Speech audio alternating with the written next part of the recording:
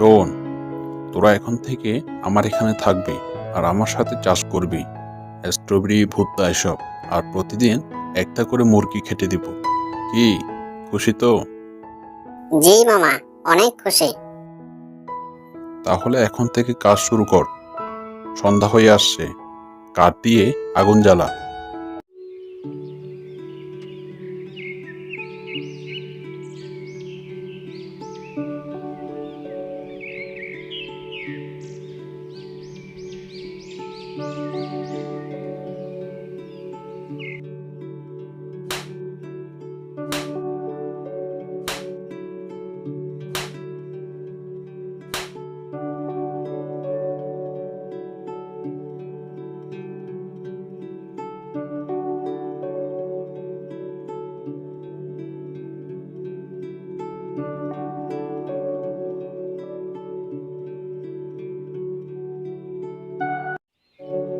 বাঘবেতা আমাদের সাথে চালাকি করেছে, আমাদেরকে নিয়ে কাজ করিয়ে মুরগি খেতে দেয়নি, ফলমূল খাইয়েছে।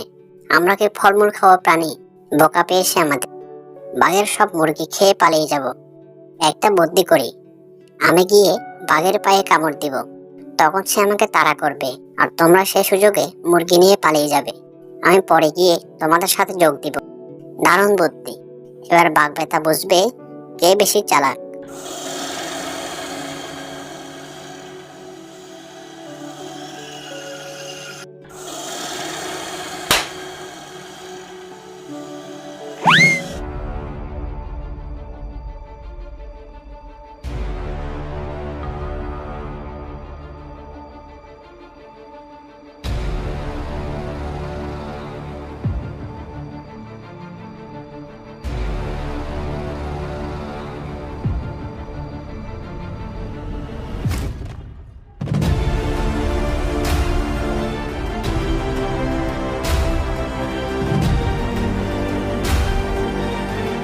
লেখাপড়া করে যে গাড়ি ঘোড়ায় চড়ে সে। ও আচ্ছা, তাই? ও তো উট পাখির পুচকেতা না? আগের বার তো খাবো খাবো বলে খাওয়া হয়নি, এবার আর এই চান্স সারা যাবে না। যাই, ওই পুচকেটাকে পটিয়ে ফাটিয়ে রস বানিয়ে খেয়ে ফেলতে হবে। কিরে পুচকে, কোথায় যাচ্ছিস? কি হয়েছে বলো। কিরে, তোর আমাকে দেখে ভয় লাগছে না? কিসের ভয়? তুমি যদি আমাকে খেতে আসো না, তাহলে তোমার হেলমেট স্টিংয়ে এমন কামড় দিব, সারা জীবন মনে রাখবে। তোকে তো বাচ্চা ভেবেছিলাম, তুই তো বাচ্চা রে।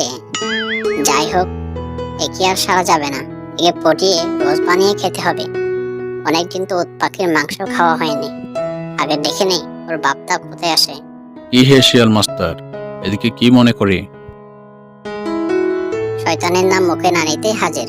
কি আবল তাবল বকশ? আরে না না, সকাল থেকে না আজ মাথাটা ঠিকঠাক কাজ করছে না। কি বলতে যে কি আবল তাবল বকছে। অনেকদিন ধরে তোমার কাছে যাবো যাবো বলে যাওয়া হয়নি। এই তো বেটা, মনে হয় লাইনে আসছে। ভাবছিলাম আমার ছেলেকে তোমার কাছে লেখাপড়া শিখিয়ে পণ্ডিত করব। হ্যাঁ, কত শখ বেটাকে লেখাপড়া শিখিয়ে পণ্ডিত করবে। মূর্খের বেটা মূর্খ উট পাখি হবে, সে আর কখনো পণ্ডিত হবে না। না না শিয়াল মাস্টার, তুমি কাল থেকে আমাদের বাসায় এসে পড়াবে। এই রে, এলো করেছে। কাল তো ওই কচি বাচ্চাটাকে আমি খাবই, কেউ তেরও পাবে না।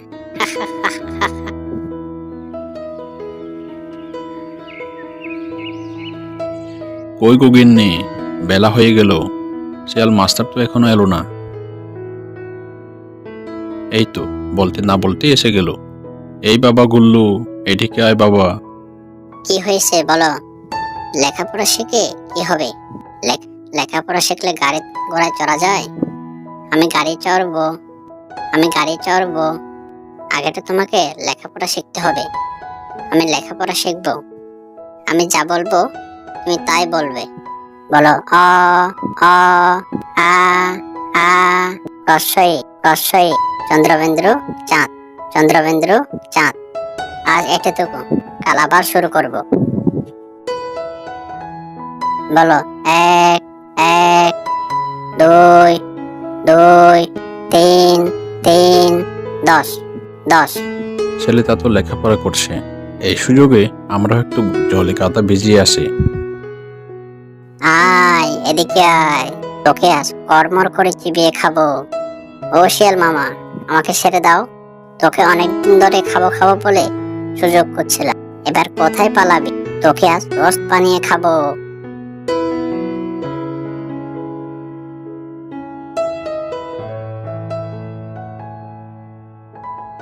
দাঁড়া শিয়াল, তোর আমি রোস্ট বানাচ্ছি। মামা, এবার আমি কি করি? ধরা পড়ে গেলাম তো। এবার তাহলে আমি কি করি? এখান থেকে কেটে পড়া ছাড়া তো আর কোনো উপায় নেই। তাহলে কেটেই পড়ি। এই তো মনে হয় মাছ টপ গিলেছে।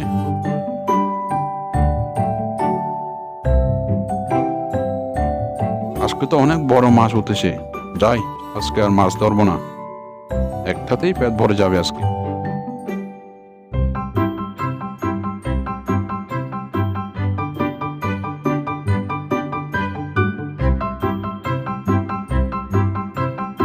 অনেক খাওয়া হয়েছে, একটু ঘুরে আসি।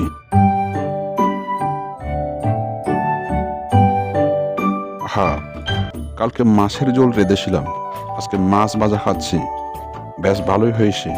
এভাবেই চলছিল বাঘের জীবন। একদিন পাশের জঙ্গলের এক কুমির খাবারের খোঁজে সেখানে এলো। আমাদের জঙ্গলে তো এখন খুব খাদ্য সংকট, দেখি এ জঙ্গলে কি পাওয়া যায়। এ বলে কুমির পথ চলতে শুরু করলো। চলতে চলতে সে বাঘের কুয়োর কাছে চলে এলো।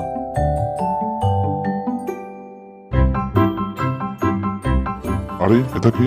ও মনে হচ্ছে, দেখি তো। কুমির বাঘের কুয়োয় দেখলো প্রচুর মাছ আর মাছ লাফানোর শব্দ শোনা যাচ্ছে। এই তো মেঘনা সাইতে জল, এত পানি আর এত মাছ, আর কি চাই?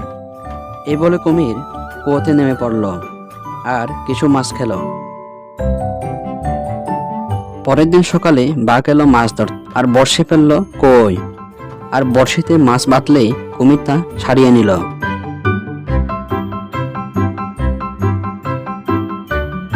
সব মাছ আমার, আমি থাকতে একটা মাছও কেউ নিতে পারবে না। বাঘ তখন আবার বড়শি ফেললো, কিন্তু এবারও কুমির তার মাছগুলো সারিয়ে নিল।